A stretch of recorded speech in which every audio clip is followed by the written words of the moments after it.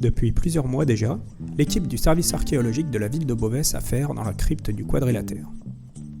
En l'absence de visiteurs dans les espaces d'exposition, ils œuvrent dans toute discrétion et plongent, loin des regards, au cœur de l'histoire de la cité. Nous sommes allés à la rencontre de François Haze, responsable d'opération au service archéologique de la ville de Beauvais, pour en savoir plus sur la nature et les objectifs de ce chantier de fouilles. Alors, je m'appelle François Haze, je suis responsable d'opération au service archéologique de la ville de Beauvais. J'encadre une équipe de 4 personnes. Donc, il y a 2 techniciens de fouille et puis un dessinateur topographe. Dans la crypte, il se passe actuellement un diagnostic qui a commencé à la fin du mois de janvier.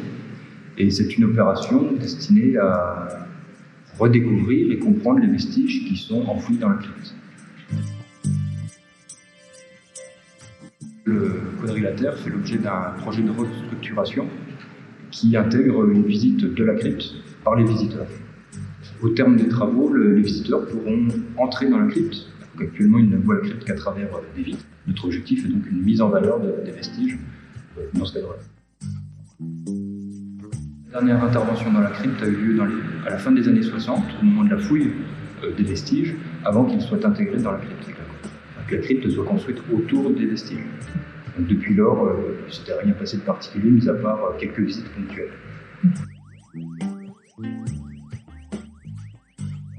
Revenir ici en 2021 est intéressant puisque les fouilles qui ont eu lieu dans les années 60 ne se sont pas passées dans les mêmes circonstances qu'aujourd'hui, c'est de l'archéologie liée à un projet de construction. Aujourd'hui, on est dans une perspective de mise en valeur. On a vraiment une intervention différente dans les perspectives, mais aussi dans les problématiques. Puisqu'il y a une cinquantaine d'années, les questions sur les vestiges archéologiques, sur la connaissance, n'étaient pas les mêmes qu'aujourd'hui. On approche les choses différemment. Et on complète un petit peu ce qui n'avait pas pu être étudié à l'époque.